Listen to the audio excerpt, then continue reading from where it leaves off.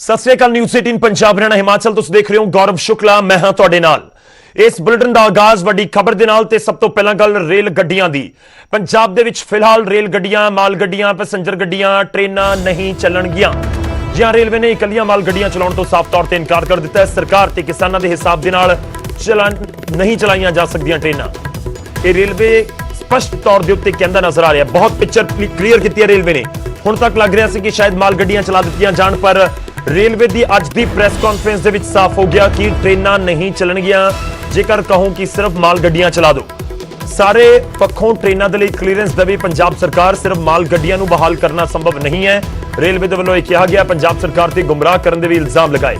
पंजाब च अजे भी रेलवे की प्रॉपर्टी के उत्ते 23 थावां दे उत्ते धरना दिता गया। एक थां दे उत्ते प्लेटफार्म, 22 थावां दे उत्ते स्टेशन के बाहर धरने ने। पूरी क्लीयरेंस होने तक रेल सेवा बहाल करना संभव नहीं है। रेल मुलाजमां की सुरक्षा के नाल कोई समझौता नहीं होगा। रेलवे के वल्लों साफ किया गया।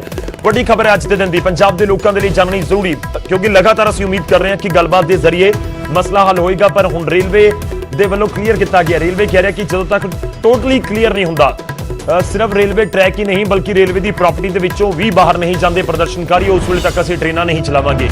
मतलब साफ है, रेलवे की प्रॉपर्टी बहुत बड़ी होंदी है, समझो इस चीज़ को। क्योंकि ये सिर्फ ये नहीं कि रेलवे ट्रैक के आले दुआले, बिल्कुल स्टेशन के बाहर तुसीं देखिया होएगा किन्ने बड़े बड़े स्टेशन होंदे ने।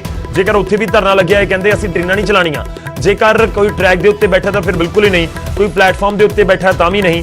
ये मतलब नहीं, रेलवे कह रहे हैं कि ये मतलब नहीं कि तुसीं रेलवे ट्रैक खाली करते तो असीं ट्रेनां चला देंगे। वो कह रहे हैं कि नहीं, पहला पूरी तरीके नाल क्लीयरेंस दवो। क्लीयरेंस का मतलब यही है कि रेलवे के अधिकार खेत्र दे विच आउण वाला पूरा इलाका खाली होना चाहिए 100%।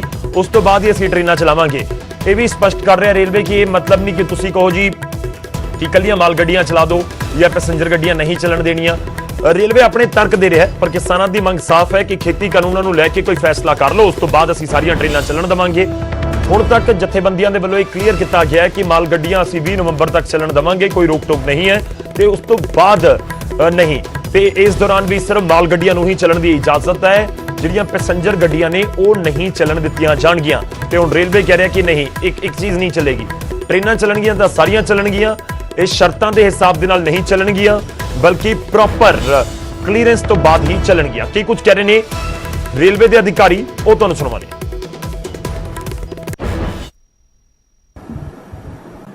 सर जो आपने बात उसी जी बिल्कुल, मैंने अभी बताया कि भारतीय रेल जो ट्रेन चलाती है वो ट्रैक की क्षमता के हिसाब से चलाती है, और ये संभव नहीं है कि भारतीय रेल को कोई बताए, चाहे वो राज्य सरकार हो और चाहे वो कोई भी हो, कि ये बताए कि आप इस ट्रैक पे खाली पैसेंजर चलाइए और इस ट्रैक पे खाली गुड्स चलाइए। ऐसे तो जो भारतीय रेल की व्यवस्था है वही खराब हो जाएगी। फिर तो हमको भारत वर्ष के कोने कोने से लोग बताने लगेंगे कि आप इस ट्रेन पे खाली पैसेंजर चलाइए, इस पे खाली गुड्स मत चलाइए, इस पे खाली गुड्स चलाइए, इस पे पैसेंजर मत चलाइए। तो ये जो भारतीय रेल की व्यवस्था है वो व्यवस्था ऐसे नहीं चल सकती है। हमें तो अगर ट्रैक क्लियर है, अगर सिक्योरिटी क्लियरेंस है, तो भारतीय रेल अपने हिसाब से ट्रेन चलाएगी। रेलवे ट्रेन का ऑपरेशन करना चाहती है, तुरंत करना चाहती है। पैसेंजर ट्रेन हो, गुड्स ट्रेन हो, डिपार्टमेंटल मेंटेनेंस ट्रेन हो, सब ट्रेनों का ऑपरेशन करना चाहती है। हमें केवल और केवल ये राज्य सरकार के साथ मिलके ये एक व्यवस्था करनी होगी कि हमारा पूरा ट्रैक, पूरा रेलवे स्टेशन क्लियर है, और उस ट्रैक और उस रेलवे स्टेशन पे एक बार ट्रेन ऑपरेशन शुरू होने के बाद कोई भी अनाधिकृत व्यक्ति उस ट्रैक पे या स्टेशन पे नहीं आएगा, जिससे कि कोई दुर्घटना की स्थिति बने। आप ये बताएं मुझे कि 22 स्टेशन के बाहर लोग बैठ के और स्टेशन मास्टर के ऊपर ये दबाव बनाए हुए हैं कि आप इस तरह की ट्रेन चलाएंगे, इस तरह की ट्रेन चलाएं, नहीं चलाएंगे, इस तरह की ट्रेन चलाएंगे तो हम ट्रैक पे आ जाएंगे। ट्रैक के किनारे लोग बैठे हुए हैं, और राज्य सरकार अगर ये भरोसा भी नहीं दे रही है कि हाँ आप गुड्स ट्रेन, पैसेंजर ट्रेन चलाएंगे तो हम इस पे सुरक्षा की व्यवस्था करेंगे। अगर राज्य सरकार की तरफ से भी ये संदेश आ रहा है कि हाँ जो लोग कह रहे हैं आप उन्हीं की बात मानिए और केवल गुड्स ट्रेन चलाइए, हम किसको किसको बताते जाएंगे कि ये कौन सी ट्रेन आ रही है। हमारी डिपार्टमेंटल मेंटेनेंस ट्रेन आएगी, उसको लोग पैसेंजर ट्रेन समझ के उसके आगे आ जाएंगे। यही बात हुआ 22 से 24 के बीच में। तो हम इस तरह का कोई प्रयोग नहीं करना चाहते हैं दोबारा से। एक बार हम कर चुके हैं जिसमें कि कोई संरक्षा की स्थिति खराब हो जाए, कोई दुर्घटना हो। ਤਾਂ ਰੇਲਵੇ ਕਹਿ ਰਿਹਾ ਹੈ ਕਿ ਅਸੀਂ ਟ੍ਰੇਨਾਂ ਆਪਣੀਆਂ ਸ਼ਰਤਾਂ ਤੇ ਹੀ ਚਲਾਵਾਂਗੇ। ਮਤਲਬ ਇਹ ਨਹੀਂ ਕਿ ਜੇਕਰ ਪੰਜਾਬ ਸਰਕਾਰ ਜਾਂ ਕਿਸਾਨ ਜਥੇਬੰਦੀਆਂ ਕਹਿਣ ਕਿ ਤੁਸੀਂ ਸਿਰਫ ਟ੍ਰੇਨਾਂ ਚਲਾ ਲਵੋ, ਗੁੱਡਸ ਟ੍ਰੇਨ ਮਤਲਬ ਮਾਲ ਗੱਡੀਆਂ ਤਾਂ ਉਹ ਨਹੀਂ ਚੱਲਣਗੀਆਂ। ਪਰ ਪੰਜਾਬ ਦੇ ਵਿੱਚ ਟ੍ਰੇਨਾਂ ਨਹੀਂ ਚੱਲ ਰਹੀਆਂ ਤੇ ਟ੍ਰੇਨਾਂ ਨੂੰ ਚਲਾਉਣ ਨੂੰ ਲੈ ਕੇ ਬੈਠਕਾਂ ਦਾ ਦੌਰ ਵੀ ਲਗਾਤਾਰ ਜਾਰੀ ਹੈ। ਪੰਜਾਬ ਕਾਂਗਰਸ ਦੇ ਸੰਸਦਾਂ ਨੇ ਅਮਿਤ ਸ਼ਾਹ ਦੇ ਨਾਲ ਮੁਲਾਕਾਤ ਕੀਤੀ ਹੈ, ਦੇਸ਼ ਦੇ ਗ੍ਰਹਿ ਮੰਤਰੀ ਦੇ ਨਾਲ ਮੁਲਾਕਾਤ ਕੀਤੀ ਹੈ। ਕਾਂਗਰਸ ਐਮਪੀਜ਼ ਨੇ ਸੰਸਦਾਂ ਨੇ ਪੰਜਾਬ ਦੇ ਹਾਲਾਤ ਦੇ ਬਾਰੇ ਪੂਰੀ ਜਾਣਕਾਰੀ ਦਿੱਤੀ, ਕੇਂਦਰ ਦੀ ਸਰਕਾਰ ਤੱਕ ਪਹੁੰਚਾਉਣ ਦੀ ਕੋਸ਼ਿਸ਼ ਹੈ। ਬੈਠਕ ਦੇ ਵਿੱਚ ਰੇਲ ਮੰਤਰੀ ਪਿਊਸ਼ ਗੋਇਲ ਵੀ ਮੌਜੂਦ ਰਹੇ। ਬੈਠਕ ਤੋਂ ਬਾਅਦ ਨਿਊਜ਼ 18 ਦੇ ਉੱਤੇ ਗੁਰਜੀਤ ਔਜਲਾ ਬੋਲੇ ਨੇ ਤੇ ਉਹਨਾਂ ਨੇ ਉਮੀਦ ਜਤਾਈ ਹੈ ਕਿ ਮਸਲੇ ਦਾ ਜਲਦ ਹੱਲ ਕੱਢਿਆ ਜਾਵੇਗਾ, ਨਿਕਲ ਆਏਗਾ। ਦੇਖੋ, ਮੁਲਾਕਾਤਾਂ ਦਾ ਦੌਰ ਤਾਂ ਇਸ ਸਮੇਂ ਜਾਰੀ ਹੈ ਕਿਉਂਕਿ ਇੱਕ ਦਿਨ ਪਹਿਲਾਂ ਮੁਲਾਕਾਤ ਹੋਈ ਸੀ ਰੇਲ ਮੰਤਰੀ ਦੇ ਨਾਲ, ਹਾਲਾਂਕਿ ਉਸ ਦੇ ਵਿੱਚੋਂ ਵਾਕਆਊਟ ਕਰ ਦਿੱਤਾ ਕਾਂਗਰਸ ਦੇ ਐਮਪੀਜ਼ ਨੇ ਤੇ ਕੱਲ ਇੱਕ ਵਾਰ ਫਿਰ ਤੋਂ ਸ਼ੁੱਕਰਵਾਰ ਨੂੰ ਇੱਕ ਵਾਰ ਫਿਰ ਮੁਲਾਕਾਤ ਹੁੰਦੀ ਹੈ। ਤਕਰੀਬਨ 2 ਘੰਟੇ ਰੇਲ ਮੰਤਰੀ ਦੇ ਨਾਲ ਗੱਲਬਾਤ ਕੀਤੀ ਗਈ ਹੈ ਕਾਂਗਰਸ ਦੇ ਐਮਪੀਜ਼ ਦੇ ਵੱਲੋਂ ਤੇ ਅੱਜ ਅਮਿਤ ਸ਼ਾਹ ਕੇਂਦਰੀ ਗ੍ਰਹਿ ਮੰਤਰੀ ਦੇ ਕੋਲ ਵੀ ਪਹੁੰਚ ਗਏ। ਉਹਨਾਂ ਦੇ ਨਾਲ ਵੀ ਮੁਲਾਕਾਤ ਕਰਕੇ ਪੂਰੀ ਸਥਿਤੀ ਨੂੰ ਸਮਝਾਉਣ ਦੀ ਤੇ ਇਸ ਪੂਰੇ ਮਸਲੇ ਦਾ ਹੱਲ ਕਢਵਾਉਣ ਦੀ ਕੋਸ਼ਿਸ਼ ਕਰਨ ਦੀ ਅਪੀਲ ਕੀਤੀ ਗਈ ਹੈ। ਤੇ ਹੁਣ ਇਸ ਪੂਰੀ ਮੀਟਿੰਗ ਤੋਂ ਬਾਅਦ ਕਾਂਗਰਸ ਦੇ ਐਮਪੀ ਥੋੜੇ ਪੋਜ਼ਿਟਿਵ ਵੀ ਨਜ਼ਰ ਆਏ ਨੇ ਤੇ ਗੁਰਜੀਤ ਔਜਲਾ ਇਹ ਕਹਿੰਦੇ ਨਜ਼ਰ ਆਏ ਕਿ ਸਾਨੂੰ ਉਮੀਦ ਹੈ ਕਿ ਜਲਦ ਇਸ ਪੂਰੇ ਮਾਮਲੇ ਦੇ ਵਿੱਚ ਮਸਲੇ ਦਾ ਕੋਈ ਹੱਲ ਨਿਕਲੇਗਾ। ਤਾਂ ਉਮੀਦ ਇਹੀ ਕੀਤੀ ਜਾ ਰਹੀ ਹੈ ਕਿ ਬੈਠਕਾਂ ਦੇ ਦੌਰ ਦੇ ਵਿਚਾਲੇ ਨਤੀਜਾ ਕੋਈ ਨਿਕਲੇ। ਸਭ ਤੋਂ ਪਹਿਲਾਂ ਟ੍ਰੇਨਾਂ ਦੀ ਆਵਾਜਾਈ ਨੂੰ ਲੈ ਕੇ ਕਿਹਾ ਜਾ ਰਿਹਾ ਕਿ ਟ੍ਰੇਨਾਂ ਆਵਾਜਾਈ ਜਿਹੜੀ ਹੈ ਉਹ ਬਹਾਲ ਹੋ ਜਾਵੇ ਤੇ ਨਾਲ ਹੀ ਕਿਸਾਨਾਂ ਦਾ ਮੁੱਦਾ, ਜੋ ਕਿਸਾਨ ਧਰਨੇ ਪ੍ਰਦਰਸ਼ਨਾਂ ਦੇ ਉੱਤੇ ਬੈਠੇ ਹੋਏ ਨੇ, ਮਜਬੂਰਨ ਉਹਨਾਂ ਨੂੰ ਬੈਠਣਾ ਪੈ ਰਿਹਾ, ਉਹਨਾਂ ਦੀਆਂ ਮੰਗਾਂ ਦੇ ਉੱਤੇ ਵੀ ਲਾਜ਼ਮੀ ਤੌਰ ਤੇ ਗੌਰ ਕਰਨ ਦਾ ਵੇਲਾ ਤਾਂ ਜ਼ਰੂਰ ਹੈ। मीटिंग पंजाब कांग्रेस सांसदों की खत्म हुई है। ओजला साहब, क्या कुछ मीटिंग में रहा है? अमित शाह से, होम मिनिस्टर से क्या कुछ बातचीत आपकी रही है? अमित शाह जी से हमने जो सारा डेलीगेशन गया था मेंबर पार्लियामेंट का, उनके साथ किसान के जो संघर्ष चल रहा है उसको लेकर बातचीत हुई और बड़े सुखावे माहौल पे बातचीत हुई है। और आने वाले समय में जो रेलगाड़ी का बड़ा दिक्कत है वो भी आने वाले 1-2 दिन में सॉर्ट आउट। क्या बातें जो हैं वो गृह मंत्री के सामने रखी? यही बातें रखी है कि ये जो हल है इसका बैठकर निकालना चाहिए कि इसका जो बात है वो टूटनी नहीं चाहिए। और खेती कानूनों को लेकर बात हुई? बिल्कुल वही ना कि वही आप अब वो खेती कानूनों को बात लेकर के तो किसान जथेबंदी या जो भी होगा या सरकार के साथ इन्होंने कैसे करना है, यही इनको रिक्वेस्ट की कि आप डेडलॉक को किसी भी तरह खत्म कीजिए। होम मिनिस्टर का क्या कुछ कहना था जब आपकी बात हुई? पॉजिटिव था, उन्होंने बोला बिल्कुल पंजाब अच्छा स्टेट है और हम इसका जो कुर्बानी है उसको भूलते नहीं है और हम पंजाब के लिए हमेशा ही अच्छा सोचते हैं और कोशिश करेंगे कि जो बेस्ट हो सकेगा हम करेंगे। रेलवे की तरफ से बाकायदा तौर पर अभी प्रेस कॉन्फ्रेंस हुई, रेलवे का ये कहना था कि सभी ट्रेनें जो हैं वो चलाई जाएंगी, ना कि सिर्फ मालगाड़ियां चलाई जाएंगी। बिल्कुल बिल्कुल। अब जो पीयूष गोयल जी और सीएम साहब बैठ के अभी आज मेरा ख्याल सारा खाली हो रहा है ट्रैक सारा, तो उसके बाद ये लाइनें अब शुरू हो जाएंगी और उसका वो जो इन्होंने एक सिस्टम बना रखा है माल गड्डी पैसेंजर गड्डी वो देखेंगे, मतलब सुखावे पे शुरू हो जाएगी। उन्होंने ये विश्वास दिलाया कि जल्दी शुरू करेंगे। कृषि मंत्री ने भी कहा कि किसान अगर बात करना चाहें तो उनसे आकर कर सकते हैं, तो आप किसानों को लेकर दिल्ली आएंगे, कृषि मंत्री से बात करवाएंगे? बिल्कुल बिल्कुल नहीं, हम किसानों को लेकर नहीं आएंगे। ये सीएम साहब से अब गृह मंत्री जी और ये केंद्र सरकार बात करके आगे इसका क्या नीति है वो तय करेंगे। मुख्यमंत्री की भी बात आपने करवाई है या उनका संदेशा क्या था? मुख्यमंत्री के पहले भी बात करते हैं उनसे, ऐसी बात नहीं है कि हमने करवानी है, लेकिन मुख्यमंत्री साहब वो बात अच्छी तरीके से हो जाएगी लग रहा है। एक लगातार ये कहा जा रहा था कि जो हालात बन रहे हैं ये भी होम मिनिस्टर को बताया जाएगा कि आतंकवाद पंजाब में वापस ना आ जाए। नहीं देखो, ये सारी फीडबैक उनके पास है, क्या बन रहा है, क्या हो रहा है, क्या धरने में हो रहा है, क्या वो जो एंटी नेशनल सिस्टम है वो कैसे वर्क कर रहा है, ये उनके पास फीडबैक है। आपको लगता है कि जो केंद्र वर्सेस पंजाब बन रहा था उसको खत्म होने के कगार? लग रहा है कि वो खत्म हो जाएगा। सांसदों की मीटिंग खत्म हुई। मीटिंग के बाद होम मिनिस्टर से जो कुछ बातें हुई न्यूज 18 पर कांग्रेस सांसद गुरजीत औजला ने बताई कि अब लग रहा है कि पंजाब वर्सेस केंद्र की जो लड़ाई है वो खत्म करने की कोशिश में जो है वो दोनों तरफ से कोशिशें की जा रही हैं और तमाम बातें जो है वो पंजाब की होम मिनिस्टर के सामने रखी हैं।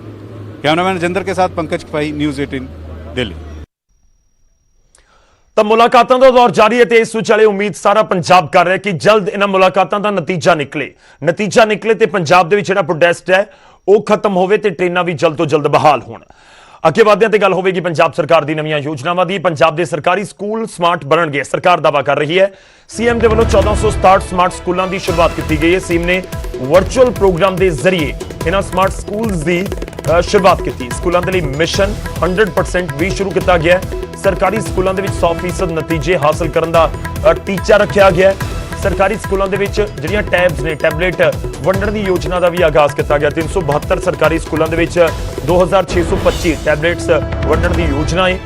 ਤਾਂ ਪੰਜਾਬ ਸਰਕਾਰ ਕੋਸ਼ਿਸ਼ ਕਰ ਰਹੀ ਹੈ, ਜੋ ਦਾਅਵਾ ਕਰ ਰਹੀ ਹੈ ਕਿ ਸਮਾਰਟ ਹੋਣ ਸਾਰੇ ਸਕੂਲ, ਡਿਜੀਟਲ ਕ੍ਰਾਂਤੀ ਪੂਰੀ ਦੁਨੀਆ ਦੇ ਵਿੱਚ ਇਸ ਸਮੇਂ ਹੈ ਤੇ ਉਸ ਦੇ ਵਿੱਚ ਪੰਜਾਬ ਦੇ ਸਰਕਾਰੀ ਸਕੂਲ ਦੇ ਜਿਹੜੇ ਸਟੂਡੈਂਟਸ ਨੇ ਉਹ ਪਿੱਛੇ ਨਾ ਰਹਿ ਜਾਣ। ਇਸ ਕਰਕੇ ਸਰਕਾਰ ਦਾਅਵਾ ਕਰ ਰਹੀ ਹੈ ਕਿ ਅਸੀਂ ਇਹ ਚੀਜ਼ਾਂ ਕਰ ਰਹੇ। ਖੈਰ, ਸਮਾਰਟ ਸਕੂਲ ਦੀ ਸਹੂਲਤ ਉਮੀਦ ਹੈ ਕਿ ਜਲਦ ਬੱਚਿਆਂ ਤੱਕ ਪਹੁੰਚੇ ਤੇ ਬੱਚੇ ਇਸ ਸਹੂਲਤਾਂ ਦਾ ਫਾਇਦਾ ਵੀ ਚੁੱਕ ਸਕਣ।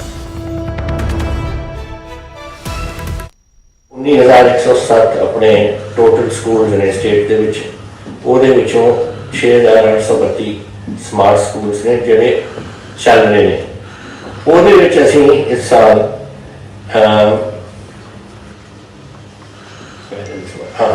1467 ਆਪਾਂ ਨਵੇਂ ਸਕੂਲ ਇੱਥੇ ਸਮਾਰਟ ਸਕੂਲ ਐਡ ਹੋ ਜਾਣਗੇ। ਉਹਦਾ ਮਤਲਬ ਇਹ ਹੋ ਜਾਏਗਾ ਤਕਰੀਬਨ 8 ਲੱਖ ਤੋਂ ਉੱਪਰ और अद्धा 50% तक पहुंच जाएंगे इस काम से। और बजट की प्रपोजल है कि 100 करोड़ और देना ताकि होर असी ऐड कर सके अगले साल। मैं चाहता कि अगले 2-3 साल 100% स्मार्ट स्कूल से लैके आइए ताकि बच्चे होर आए। जेडे रिजल्ट आ रहे हैं वो सब तो अच्छा है कि प्राइवेट स्कूल नालों अपने गवर्नमेंट स्कूल के रिजल्ट बहुत अच्छे। ये थोड़ी हिम्मत है सारे टीचर तुम बैठे हो रहे, तुम कई सुन रहे हो, पर कई मैं सुनिया पंचायत भी अज सुन रही हैं गल्लां जिहड़ियां जिथे जिथे स्कीमां लगियां हुई ने और टीचरां नाल असीं गल कर रहे हैं। तुहानूं भी बधाई कि तुसीं अपने स्कूलों की पूरी उत्थे मदद करदे हो, सारे सरपंच पंच साहिबान और सारे जो तुसीं वशनीक हो उस पिंड दे। और नाले मैनूं बड़ी खुशी है कि सारे टीचर हुण एक हिम्मत नाल और एक बड़े प्यार नाल ਤੁਸੀਂ ਇਹ ਬੱਚਿਆਂ ਨੂੰ ਪੜ੍ਹਾਉਂਦੇ ਹੋ। ਨਹੀਂ ਤਾਂ ਆਹ ਰਿਜ਼ਲਟ ਨਹੀਂ ਆ ਸਕਦੇ ਸੀ ਜਦ ਤੱਕ ਤੁਸੀਂ ਆਹ ਕੰਮ ਨਾ ਕਰਦੇ। ਹੁਣ ਤੁਸੀਂ ਇਹ ਜਿਹੜੇ ਕੰਮ ਕਰ ਰਹੇ ਹੋ ਤੁਹਾਡੇ ਨੂੰ ਹੈ ਦਿਲੋਂ ਸਾਰੇ ਪੰਜਾਬ ਵੱਲੋਂ ਤੁਹਾਡਾ ਧੰਨਵਾਦੀ ਹੈ। ਤੁਹਾਡੇ ਸਾਰੇ ਟੀਚਰਸ ਜੋ ਸੁਣ ਰਹੇ ਹੋ ਜਾਂ ਅੱਜ ਪੂਰੇ ਬੈਠੇ ਹੋ ਤੁਸੀਂ ਬਹੁਤ ਬਹੁਤ ਤੁਹਾਡਾ ਸ਼ੁਕਰੀਆ, ਬਹੁਤ ਧੰਨਵਾਦ। ਰੈਗੂਲਰਾਈਜੇਸ਼ਨ ਆਫ ਟੀਚਰਸ ਹੈ ਇਹਦਾ ਵੀ 14,064 ਟੀਚਰਾਂ ਨੂੰ ਅਸੀਂ ਕੰਟਰੈਕਚੁਅਲ ਜੋ ਸੀ ਅਸੀਂ ਰੈਗੂਲਰਾਈਜ਼ ਕੀਤੇ ਨੇ। ਇਹ ਮੇਰਾ ਖਿਆਲ ਥੋੜਾ ਮਹਿਕਮੇ ਨੇ ਤੁਹਾਨੂੰ ਦੱਸ ਦੇਣਾ। Self defence for female physical education ये बड़ा जरूरी काम है। अजकल जमाना ही हो गया, जो कुछ मैं देखना है मैं नहीं सोचता कि हिंदुस्तान के इस किस्म की गल्लां कदे होणगियां। कोई दिन नहीं पास सुनता जिथे अखबारों के घटनावां नहीं होंदियां। ये बड़ी अफसोस की गल है कि हिंदुस्तान ये साडा पंजाब जिथे इन्ना गूढ़ा साडा इतिहास रहा है, आज आप इस काम पर आ रहे हैं। सो जो तुहानूं टीचर्स नूं सिखा रहे हैं कराटे प्लीज़ सीखो ताकि प्रोटैक्शन तुसीं अपनी भी और अपने बच्चों की और सारे कर सको। दूजी जी मैं कहना चाहता सी कि फोर्थ कमिंग रिक्रूटमेंट की तुसीं अज कही है साडे मिनिस्टर साहब ने कि 83-93 आपां पोस्ट नवे कीते ने वो प्राइमरी स्कूलों वास्ते फिल करने। तुसीं जल्दी इहनूं करो। पहला टाइप राइटर जो बनया सी पंजाबी का वो महाराजा भूपेंद्र सिंह ने बनाया सी 1938 तो पहला 38 और पूरे हो गए से। पहली बार साढ़े सारे रियासत और पंजाब दे विच जिहड़ी बोली हुंदी सी जो लेख हुंदा सी सब फारसी दे विच हुंदा सी।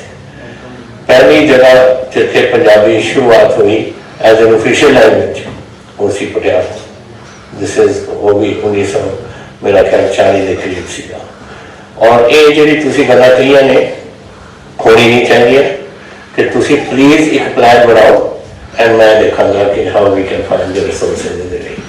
अपना पंजाबी नहीं अपना नहीं देखो दुनिया दे विच अपनी पंजाबी अपने पंजाब दे विच रह गई सी। पहले तो पाकिस्तान होंदी सी वो भी अद्धा पंजाब सी ते हुण भी पिंडां दे विच तां पंजाबी उत्थे बोली जाती है। लेकिन ਜਿਹੜੇ सोफिस्टिकेटेड लोग ने समझते हैं कि पंजाबी का कोई होर किस्म की बोली है पर उर्दू लाई है या कुछ ऐसी चीज़ा अंग्रेजी च बोली है।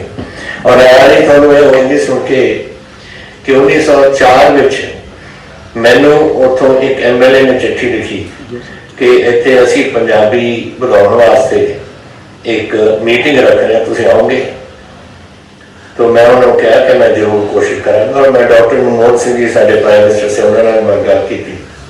मैं उन्होंने कहा कि आ है ये उत्थे एक रखना चाहते हैं, क्योंकि विधानसभा उन्होंने जो असैंबली है हैरानी होगी थोड़ा सुन के कि उत्थे पंजाबी किसी असैंबली कोई बोल सकता, सिर्फ उर्दू या अंग्रेजी। तो ये उस MLA ने एक गल चकी सी कि सारी बोली है पंजाबी असीं बोलना चाहते हैं। फिर डॉक्टर मनमोहन सिंह ने मैंने कहा कि तुम जाओ, मेरे लाहौर के साड़ी मीटिंग हुई और हुण सुनिया, मैं गया नहीं पर सुनिया कि असैंबली के पंजाबी की इजाजत है बॉर्डर की। ਤਾਂ ਪੰਜਾਬ ਸਰਕਾਰ ਦੇ ਵੱਲੋਂ ਇਹ ਯੋਜਨਾ ਦਾ ਆਗਾਜ਼ ਕੀਤਾ ਗਿਆ। ਮੁੱਖ ਮੰਤਰੀ ਦਾਅਵਾ ਕਰ ਰਹੇ ਨੇ ਕਿ ਇਸ ਦੇ ਨਾਲ ਜਿਹੜੇ ਪੰਜਾਬ ਦੇ ਬੱਚੇ ਨੇ ਸਰਕਾਰੀ ਸਕੂਲਾਂ ਦੇ ਵਿੱਚ ਪੜ੍ਹਨ ਵਾਲੇ, ਉਹਨਾਂ ਨੂੰ ਵੱਡੇ ਪੱਧਰ ਤੇ ਫਾਇਦਾ ਹੋਵੇਗਾ। ਹੁਣ ਅਗਲੀ ਖਬਰ ਦਾ ਰੁਖ ਕਰਦੇ ਹਾਂ। 328 ਪਾਵਨ ਸਰੂਪਾਂ ਦੇ ਗਾਇਬ ਹੋਣ ਦੇ ਮਾਮਲੇ ਦੇ ਵਿੱਚ ਅੰਮ੍ਰਿਤਸਰ 'ਚ ਪੰਥਕ ਅਕਾਲੀ ਲਹਿਰ ਦੇ ਵੱਲੋਂ ਪ੍ਰਦਰਸ਼ਨ ਕੀਤਾ ਗਿਆ। ਉਹਨਾਂ ਦੇ ਆਗੂਆਂ ਵੱਲੋਂ ਸਾਬਕਾ ਜਥੇਦਾਰ ਰਣਜੀਤ ਸਿੰਘ ਦੀ ਅਗਵਾਈ ਦੇ ਵਿੱਚ ਇਹ ਪ੍ਰਦਰਸ਼ਨ ਹੋਇਆ। ਦਰਬਾਰ ਸਾਹਿਬ ਦੀ ਘੰਟਾਘਰ ਡਿਊਟੀ ਦੇ ਵਿੱਚ ਡਿਊਟੀ ਦੇ ਬਾਹਰ ਧਰਨੇ ਦੇ ਉੱਤੇ ਬੈਠ ਗਏ। ਸਤਕਾਰ ਕਮੇਟੀ ਅਤੇ ਅਕਾਲੀ ਦਲ ਡੈਮੋਕ੍ਰੈਟਿਕ ਵੀ ਇਸ ਦੇ ਵਿੱਚ ਸ਼ਾਮਲ ਹੋਈ। ਮਾਮਲੇ ਦੇ ਵਿੱਚ ਮੁਲਜ਼ਮਾਂ ਦੇ ਖਿਲਾਫ ਕਾਨੂੰਨੀ ਕਾਰਵਾਈ ਦੀ ਮੰਗ ਕੀਤੀ ਜਾ ਰਹੀ ਹੈ। ਹਾਲਾਂਕਿ SGPC ਦੇ ਵੱਲੋਂ ਸਾਫ਼ ਕੀਤਾ ਗਿਆ ਕਿ ਕੋਈ ਵੀ ਪਾਵਨ ਸਰੂਪ ਗਾਇਬ ਨਹੀਂ ਹੋਇਆ, ਬਲਕਿ ਕਿਉਂਕਿ ਜਿਹੜੀ ਇੱਕ ਕਮੇਟੀ ਬਣਾਈ ਗਈ ਸੀ ਉਸ ਦੇ ਵੱਲੋਂ ਆਪਣੀ ਜਾਂਚ ਰਿਪੋਰਟ ਸੌਂਪੀ ਗਈ ਤੇ ਉਸ ਰਿਪੋਰਟ ਦੇ ਵਿੱਚ ਜ਼ਿਕਰ ਕੀਤਾ ਗਿਆ ਸੀ ਕਿ ਜਿਹੜੇ ਪਾਵਨ ਸਰੂਪ ਨੇ ਇਹ ਜਿਹੜੇ ਲੋਕ ਨੇ ਉਹ ਮਰਿਆਦਾ ਦੇ ਨਾਲ ਲੈ ਕੇ ਗਏ ਸੀ, ਪਰ ਉਸ ਦੇ ਜਿਹੜਾ ਭੇਟਾ ਦਿੱਤਾ ਜਾਂਦਾ ਹੈ ਉਸ ਦੇ ਵਿੱਚ ਕੋਈ ਗੜਬੜੀ ਹੋਈ ਹੈ, ਹੋਰ ਕੋਈ ਮਾਮਲਾ ਨਹੀਂ। ਇਸ ਪੂਰੇ ਮਾਮਲੇ ਦੇ ਵਿੱਚ ਆਪਣੀ ਸਫਾਈ ਦਿੱਤੀ ਜਾ ਰਹੀ ਹੈ, ਪਰ ਜਿਹੜੀਆਂ ਸਿੱਖ ਜਥੇਬੰਦੀਆਂ ਨੇ ਉਹ ਲਗਾਤਾਰ ਇਸ ਮਾਮਲੇ 'ਚ SGPC ਨੂੰ ਘੇਰਦੀਆਂ ਹੋਈਆਂ ਨਜ਼ਰ ਆ ਰਹੀਆਂ ਨੇ। ਘੰਟਾਘਰ ਡਿਊਟੀ ਦੇ ਬਾਹਰ ਇਹ ਪ੍ਰਦਰਸ਼ਨ ਕੀਤਾ ਗਿਆ ਤੇ ਤੁਹਾਨੂੰ ਦੱਸ ਦਈਏ ਕਿ ਦਰਬਾਰ ਸਾਹਿਬ ਦੀ ਘੰਟਾਘਰ ਡਿਊਟੀ ਦੇ ਬਾਹਰ ਪ੍ਰਦਰਸ਼ਨ ਕੀਤਾ ਗਿਆ। ਇਸ ਪੂਰੇ ਮਾਮਲੇ ਦੇ ਵਿੱਚ ਜਿਹੜੇ ਮੁਲਜ਼ਮ ਨੇ ਉਹਨਾਂ ਦੇ ਖਿਲਾਫ ਕਾਰਵਾਈ ਦੀ ਮੰਗ ਕੀਤੀ ਜਾ ਰਹੀ ਹੈ।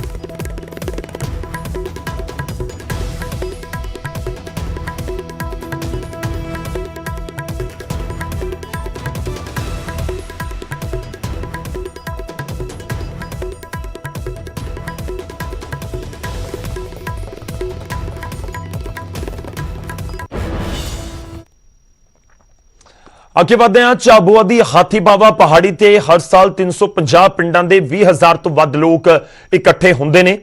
ਉਹ ਭੀਲ, ਭਿਲਾਲਾ ਅਤੇ ਪਤਲੀਆ ਜਨਜਾਤੀ ਦੇ ਨਾਲ ਸੰਬੰਧਿਤ ਨੇ, ਜਿਨ੍ਹਾਂ ਨੂੰ ਦਹਾਕਿਆਂ ਤੱਕ ਜਲ ਸੰਕਟ ਦੇ ਨਾਲ ਜੂਝਣਾ ਪਿਆ।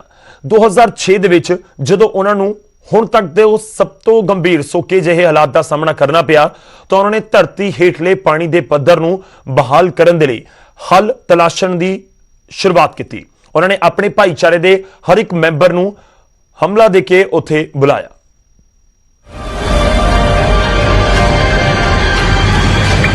पानी नहीं होने के कारण से बच्चों की पढ़ाई छुड़ाना पड़ती है, घर में ताला लगाना पड़ता है, मजदूरी पे जाना पड़ता है, वहाँ बीमारियाँ, एक्सीडेंट, घटनाएं होकर साथ में आती है। तो हम सब युवाओं को ये बात ध्यान में है कि झाबुआ में अगर पानी की व्यवस्था होती है तो एक बड़ा परिवर्तन झाबुआ में लाया जा सकता है। तो गांव के बड़े बुजुर्गों ने सुझाव दिया कि हम जब छोटी उम्र के थे, हमारे जो पूर्वज थे, वे ऐसे सब काम, जब भी ऐसे कोई संकट गांव में आता था तो वह हलमे के आयोजन कर अब संकट से निकलवाते थे। तो सूखा यहाँ की बड़ी समस्या है और निदान पानी ही है उसका। तो क्यों ना हम इस पानी की बड़ी समस्या के समाधान के लिए हलमा का पुनर्जागरण करें और इस काम को आगे बढ़ाएं। तो फिर 2009-10 में पहला हलमा हुआ। हर साल हर गांव में निमंत्रण भेजा जाता है और लोग ग्रुप लर्निंग और एक्शन से भरे इस दिन में एक साथ भूजल रिचार्जिंग संरचनाओं का निर्माण करने के लिए इकट्ठा होते हैं। वो वर्षा जल के रिचार्ज और कटाई की सभी तकनीकों को समझते हैं, क्योंकि वे इन संरचनाओं को कंधे से कंधा मिलाकर बनाते हैं। तो वहाँ से हमने संकल्प लिया कि हम हमारे गांव में जाकर एक तालाब का निर्माण करेंगे। 70 से 65 लोग प्रतिदिन काम किया और 40 से 45 दिन में ये तालाब बना। इस तालाब से 30 से 35 किसान लाभान्वित हो रहे हैं।